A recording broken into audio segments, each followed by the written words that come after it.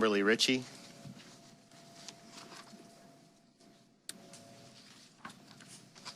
Okay. Aaron. Okay, thank you. Aaron Means. DDS. Dr. Aaron Means. Sorry, sir. Is he here? He's in the hall.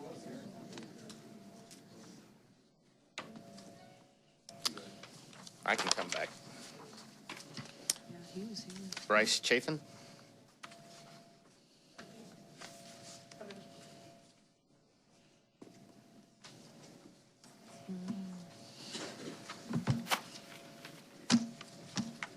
Gravity is a harsh mistress. Whether I stumble and skin my knee or I say I don't believe in gravity and jump off a 100-foot cliff, it still has its hold on me, whether I believe it or not. That's a physical law. And we have other physical laws, but we also have, just as we have physical laws that govern a physical universe, we have spiritual laws that govern our nature with God. Law 1, God loves you and has a wonderful plan for your life. Law 2, man is sinful and separated from God. Law 3, Jesus is the only provision for that sin. Law 4 is not just enough to know these three. We have to individually accept him as our Savior. Sir, the Yes. topic you referenced was the bathroom Yes. policy. And so I talked about physical laws. We have spiritual laws. We also have natural laws.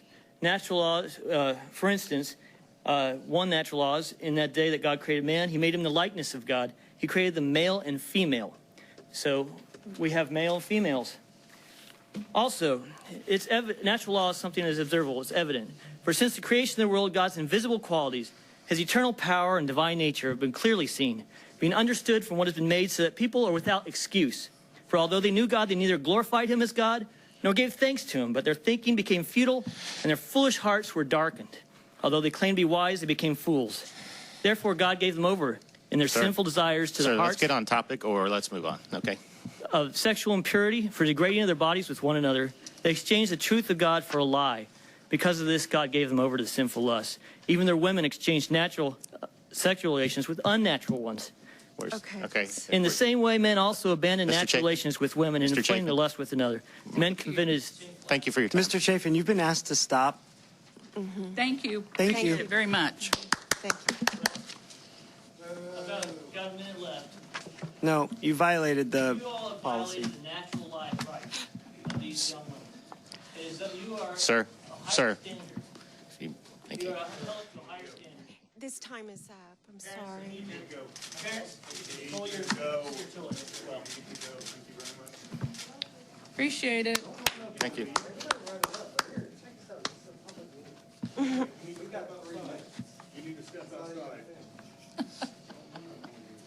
This might be it. All right, Kim Chafin.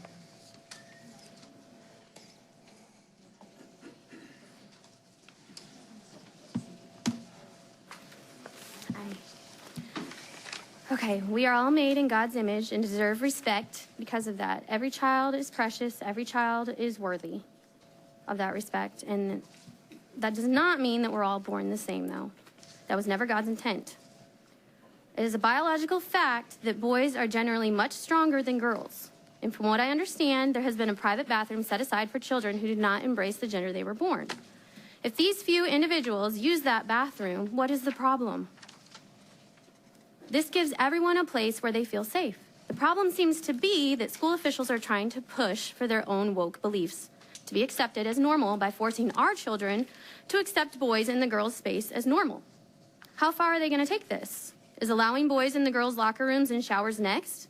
This is opening the door for all kinds of abuse to happen. I know. I was a victim of sexual assault in middle school. I had boys assault me in a hallway in the school in front of a lot of people. I can't even imagine what it would have been like if I had been in a locker room or a bathroom. You cannot undo an assault that has already happened. Women need safe private places. Twisting Title IX to fit this nonsense is inappropriate also. Allowing boys in the girls' restrooms is discriminating against hundreds of girls by not giving them a safe place for only girls. If we're going to go off of precedent, which has been mentioned, separate bathrooms for biological boys and girls has been the precedent for 100 years. Why are we changing that? Teaching morals is a parent's right and responsibility, not the public schools. Schools should be focusing on teaching reading, writing, and arithmetic so our students would do better in those areas. That would be much more useful than indoctrinating our students with your own personal beliefs. The school needs to stay in its lane and out of the parents. And for you board members who claim you are Christians and supporting the indoctrination of our children with this immoral nonsense, the Bible has something to say about that too. Luke 17:2, it would be better for them to be thrown into the sea with a millstone hung around their neck than to cause one of these little ones to stumble. I am not at all condoning violence, so don't twist that either, but you will have to answer to God someday. And for you men, there are two types in this world. The type that protect women and value their uniqueness, and the type that do not. We need more good men to fight for us and for these girls. Thank you to the ones here tonight that are trying to protect us, and for the rest of you, repent, get some courage, and be the men that you were meant to be. Thank you.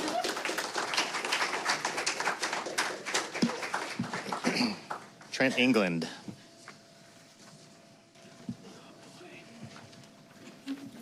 I thank you, board members and Superintendent Washington. I'm Trent England, an attorney and a board member of an organization called People for Opportunity. 20 years ago, 200 years ago, 2,000 years ago, no person would have claimed with a straight face that a man can become a woman by declaring it so, no matter how much he believes or desires it to be the case. This historical fact offers moral and prudential counsel, but it also bears on the legal issues involved. And I want to use my time to talk about the superintendent's letter on this because I believe there are several mistakes in that letter as regards what the meaning of Title IX and certainly the Bostock case.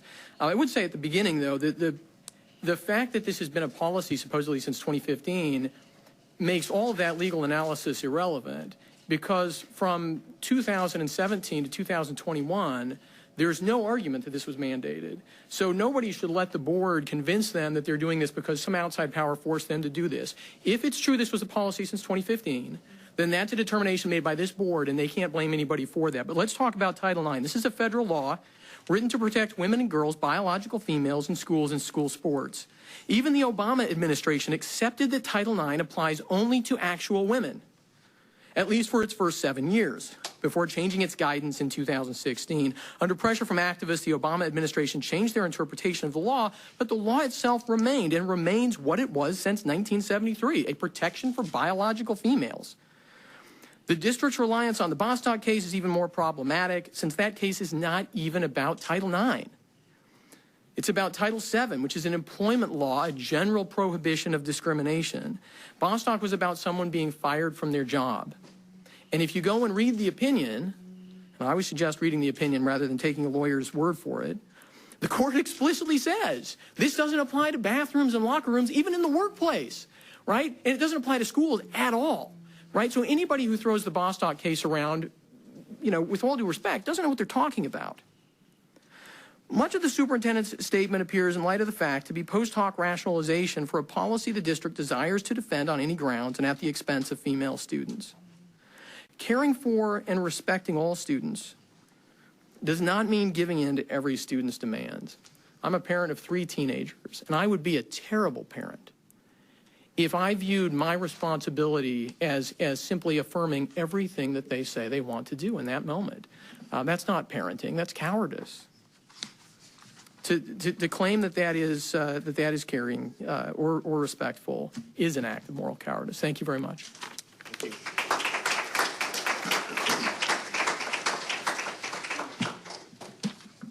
Kerrigan Seidenfuss? Sorry. Okay. Okay. Okay.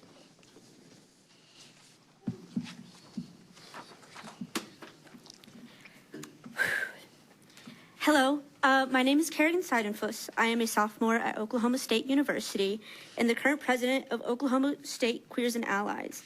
As a member of the community, I feel that it is my responsibility to stand up and defend the most vulnerable.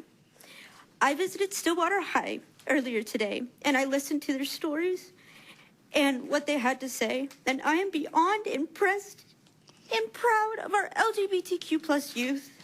So instead of getting upset tonight, these are tears of joy. I'm going to rejoice in the fact that our youth is the future, and I am so proud to stand amongst them and learn from them. So to the LGBTQ plus youth, to the LGBTQ plus youth, and especially to the trans individuals in Stillwater, we as a community are on the right side of history. These hurtful words don't define who we are. You are brilliant and bright and intelligent and courageous and strong. I see you. I hear you. I stand with you. One last thing to the Stillwater community. We are here, we are queer, and we aren't going anywhere.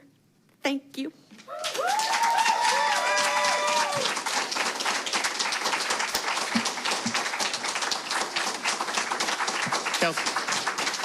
Kelsey Turner.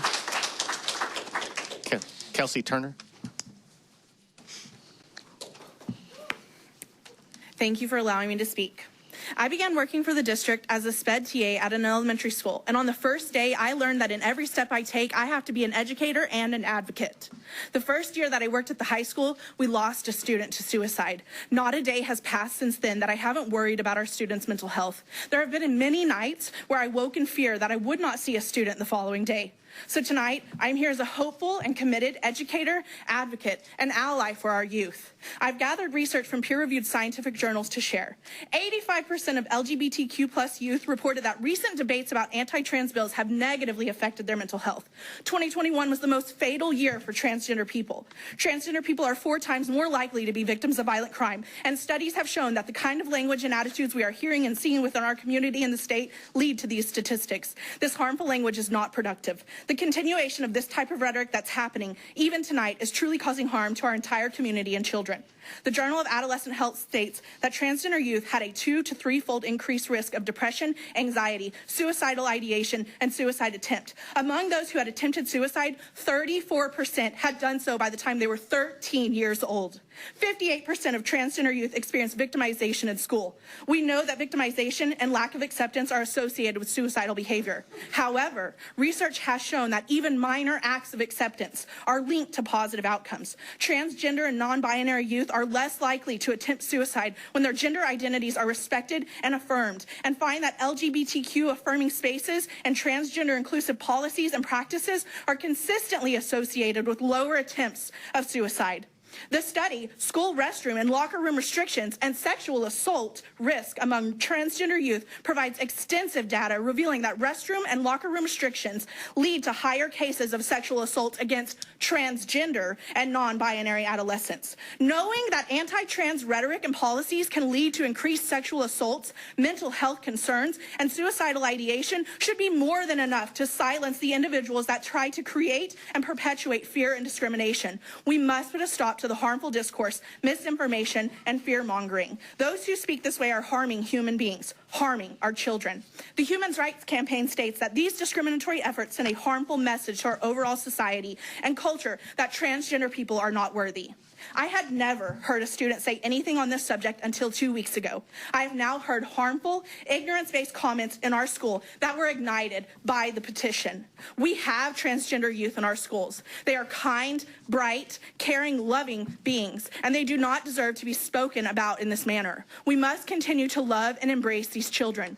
The majority of students accept, embrace, and respect one another, but they are watching and listening. What example will we set for them? Will we show them unity or division? Will we show them love or hate? Will we teach them tolerance or ignorance? Our district has always worked to protect.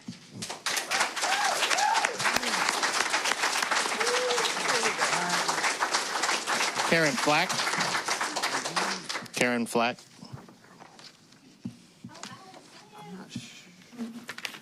Good evening. Thank you. My name is Karen Flack. I've been in Stillwater about 35 years. I have 4 children and I have 10 grandkids, so that's a blessing to me. And I do believe that God created male and female. That's not to say that I don't love people with other views. I have a daughter in that I love dearly, and we have very different views. So you can love people and have different views. But I would say that the issues in the bathroom, I go along with the people that have come up and spoke before me, that it is an issue for some, not all girls, but some girls. And I just think, when did this start? You know, what happened? Where did this come from? But my biggest issue is that I do believe that even right here in Stillwater, Oklahoma, there is an agenda, and kids are being taught sexual ideas and worldly radical views that some people do not believe in. So my thinking is, like somebody said before me, let's teach reading, writing, math, and arithmetic. Let's not teach sexuality. They can do that in college. I have a little first grader. I have a kindergartner. And, you know, they just want to play. Why do they have to deal with these subjects? It's because there's radical views that should not be in the school system. They should be left out. That's up to the parents to teach, the parents to love their children, and if they want to engage and help them on that path, so be it. But for people that don't want to go down that path, you are indoctrinating our children, and that is not right, and it's not acceptable. And I'm asking you today to stop this policy. It isn't even a policy, I don't think. And yes, all kids, all people need to be accepted and loved. Thank you. Thank you.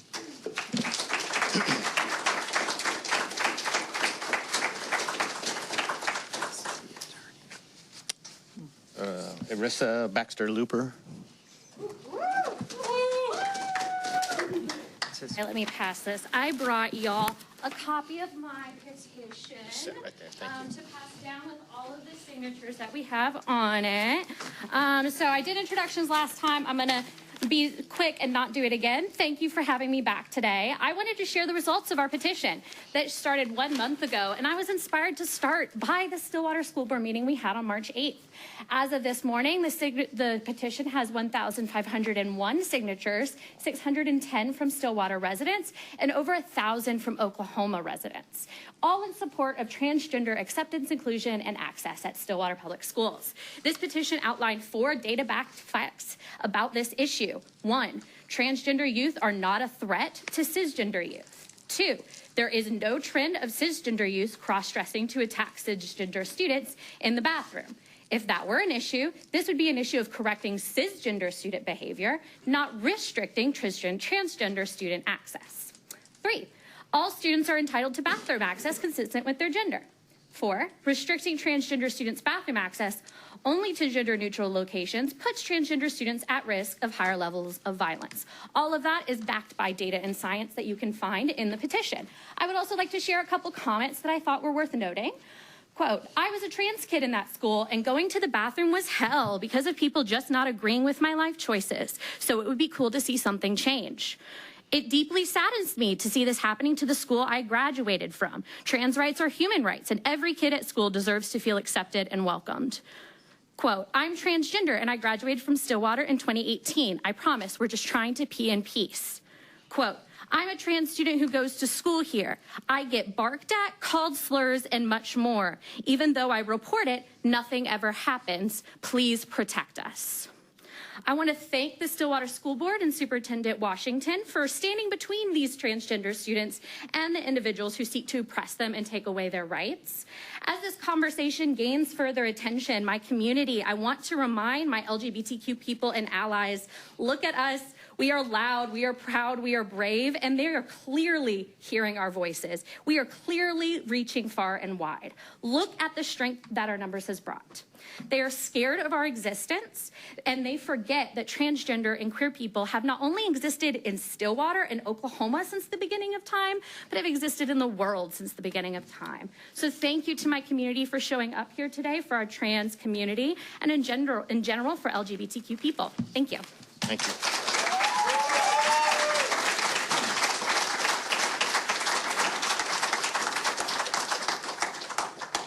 Probably going to get this wrong because I can't read the handwriting then. Ryan Haney. Ryan Haney. Sorry. I couldn't tell if that was a Y.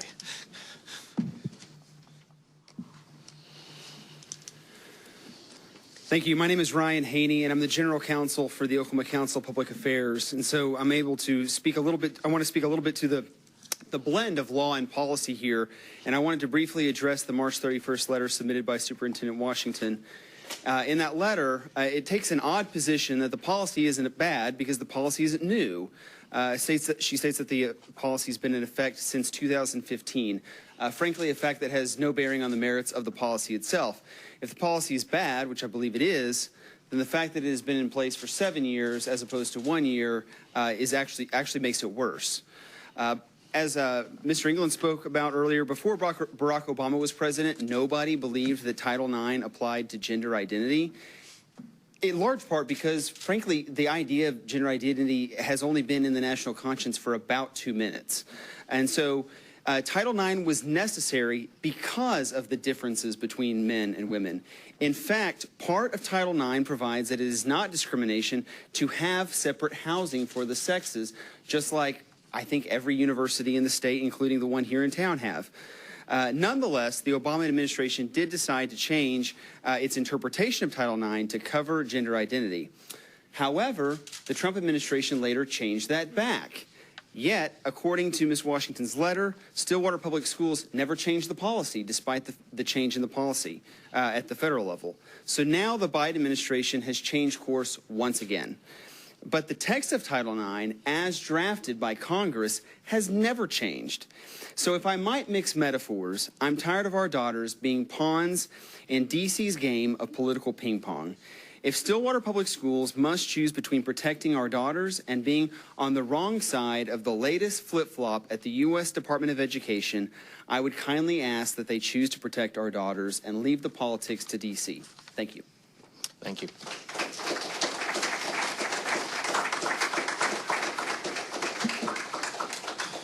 Thea Roost. You said it, both names right. Thank you. And thank you all so much for doing this, inviting the public and allowing me to speak. Boy, after hearing, I had no idea that there was all of this, you know, such diverse both sides. I very much agree with what Ryan Smith said and also Karen Flack. But I want to say that my main concern really is every single child, every single child. If we could all keep in mind as we come to the table, 1 Peter 5:5 says, God resists the proud, but gives grace to the humble. If we could all keep that in mind as we talk about these things. And I absolutely believe that God created all of us, every single one, in his own image. So every person deserves integrity, kindness, and respect. I do not know what the resolution is for this. I don't know. I have family members that are of the, close family members that are of the LGBTQ community, and they know that I love them. And they also know that we have disagreements, but they know that that doesn't mean I hate them or that they hate me. We do disagree, but we love each other very much, and that's what I would like to see in our community. I implore those of you on the board to prayerfully and seriously consider this issue in the decisions that you're going to make. And I do pray for you all. That's all I have. Thank you.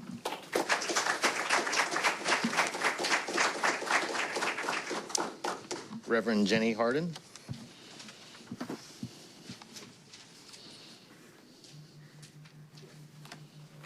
Thank you very much for the time to address you and the community this evening. I speak to you as a local taxpayer and as a local clergy person. And the first thing that I want you all to hear as board members is that we know you make difficult decisions and you do hard work, and thank you. And I want you to hear that you too are loved.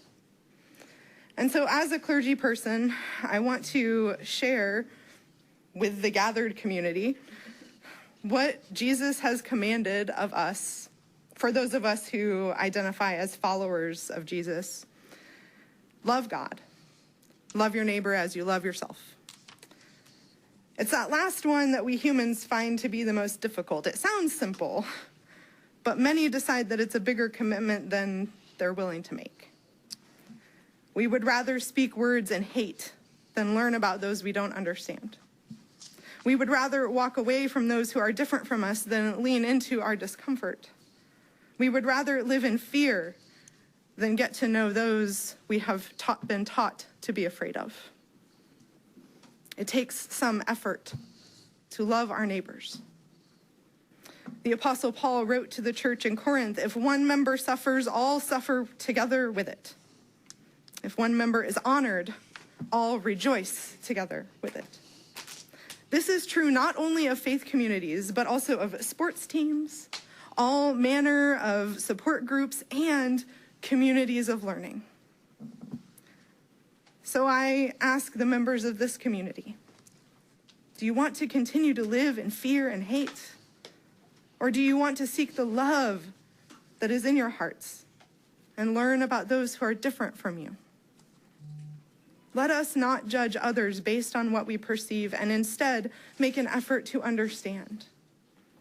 Let us make an effort to learn about those who are different from us and see every individual as a beloved child of God. May we always remember Christ's commandment to love our neighbors as we love ourselves and to treat others in the same way that we want to be treated. Thank you. Thank you.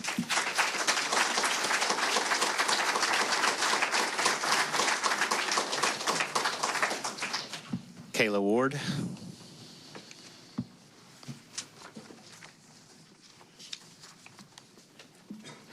In my time in high school, I was told I was a threat. That is not true. I was told I had to use the boys' bathroom. That would have put me in danger. I found that all government buildings in 2018 in Oklahoma were not allowed to discriminate which bathroom people used, except in public schools. There was a special provision for that. And worst of all, I was turned in by my fellow girls for just doing my business. I can't speak for the boys because I'm not a boy. But in Mean Girls is a social commentary movie about high school and about the bullying that takes place there between girls in particular. The movie is obviously a comedy, but it addresses very real things.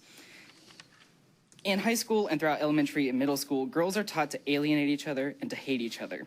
Near the end of the movie, the principal is made aware of the problem, and they decide to do something about it. They hold an assembly in which everyone there is asked to own up and face the bullying and discrimination that they have faced at the hands of each other. Everyone raises their hand whenever it is asked who has faced this. Everyone. They then have a platform in which they discuss it, and they have a trust fall, and they all come together. It's a movie about coming together as women and throwing off the shackles of false dogma. The dogma of religion, of the state legislation, of the parents, of the long-standing social hierarchy of women instilled by the patriarchy, and so forth. I do not blame the girls who reported me in high school for using the women's restroom, because I know that they did so out of fear and misunderstanding. The girls who did it did not talk to me. They did not talk to other trans people. They listened to their legislators, their churches, their parents, and ill-equipped doctors who also have not talked with trans people, and they took their opinions and ran with them. Well, the facts are in, and the facts don't care about your feelings. Trans women are not a threat to your daughters. There is no trend of trans women going into restrooms and assaulting your daughters. The ones that you have brought up are cherry-picked and meant to be misleading. They are propaganda pieces. The vast majority of trans women across the U.S. just want a place to do their business in private and without scrutiny. Trans women are fellow women, and high schools across the U.S. need to have a coming together moment so that girls are not harming girls and women are not harming women for things that they simply do not understand and are told that there is no reason to understand in the first place by pastors, parents, ill-equipped doctors, ill-equipped legislators. It is a failure to communicate that causes these issues. I have found that every issue on the face of the earth is a failure to communicate, is a misunderstanding. We should not blame people for their fears, for they were instilled by long-standing dogma. Instead, we should strive to understand each other, to make the world safer and kinder for all. I urge the school board to put together LGBTQ inclusive lessons, or to have an assembly or some way of coming together so that girls will support girls and women will support women. There are two quotes that I live my life by. Stephen Hawking said, "All we need to do is keep talking." Shelley from the House. Okay, your time is. Let's get. Thank you.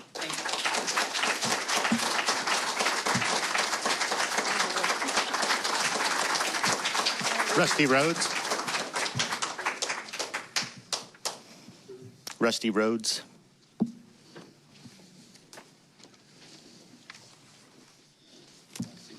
Promise to keep it. I am standing here today with the opinion of God, not with the opinion of a school or a type of people that say they are. It's not about that. I'm here for one reason: allowing biological boys to use the restrooms and the locker rooms of biological girls. Since there seems to be a problem differentiating the difference, I trust that every one of the board members have received my email that explained the biological difference of a boy and a girl.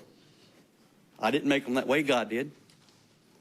And the difference that most concerns me is the fact that boys, and forgive me for being blunt, boys get turned on by sight, girls get turned on by affection. Letting a boy go into a girl's bathroom is a danger. And I want to personally thank you, Dr. Washington, because after I met with you and met with two of the board members, we was for sure that you was doubling down on what you wanted to do. I had a dilemma trying to reach all the parents, but you helped me by sending out a letter. Hundreds of parents now know that didn't know before. I do want to address the letter. Another rumor that has circulated is that an incident of some sort has occurred involving a transgender child. SPS has not received any reports of any inappropriate restroom behavior related to a student's gender identity, word for word from the letter. That is a false lie. We told you and two board members face to face about the case of the boy in Virginia that dressed like a girl, said he was a girl. He raped two different girls. The school covered up. They put him to another school. He raped a girl there. You knew about that. Yet you told in your letter nobody had said anything about it. When I told the board members about it, they said that's not in Oklahoma, which was a lame blame answer for the reason of the fact that the very decisions you're making, you're using cases that none of them are in Oklahoma. But you want to pick and choose what you don't want to use in Oklahoma. And that is a tragedy. The concern is not about transgender individuals. It's not about LGBTQ. They have a right to be what they want. That's okay. I have no problem with that. Okay? I have a problem with them going into the bathroom with my granddaughter when you have the goods. I understand that it's uncomfortable. That's why that bathroom is not a transgender bathroom. It's a gender neutral. Excuse me. I got the pulpit. You can step back. Oh, I'm not speaking, and you just don't need to be looking at me. Okay? Let's keep the corner. Okay, I'm going to stand by the next one. I have a problem with them going into the bathroom of my granddaughter with genitals, and she's never seen them until now. That's a problem. Okay? So, do not wait until your child or your grandchild is assaulted before you do your job and protect mine. That's all I have to say. Thank you. Thank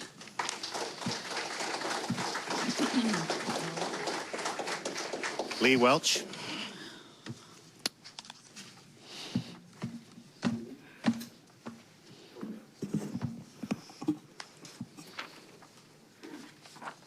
Hi, so I will actually begin by reading a statement from a trans Stillwater High School student who wished to remain anonymous for obvious reasons tonight.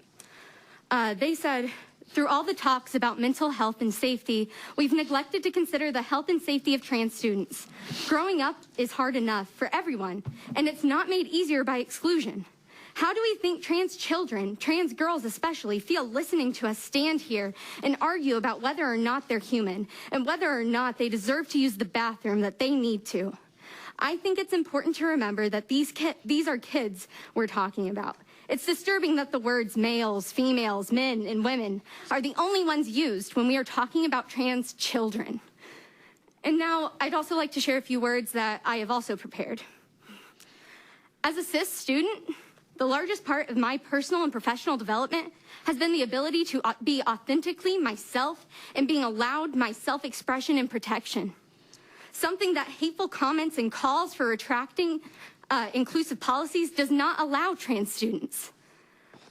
And then additionally, to everyone speaking in opposition today, I'd like to iterate that any one of you here could have a family member or loved one who is trans, who have not come out yet.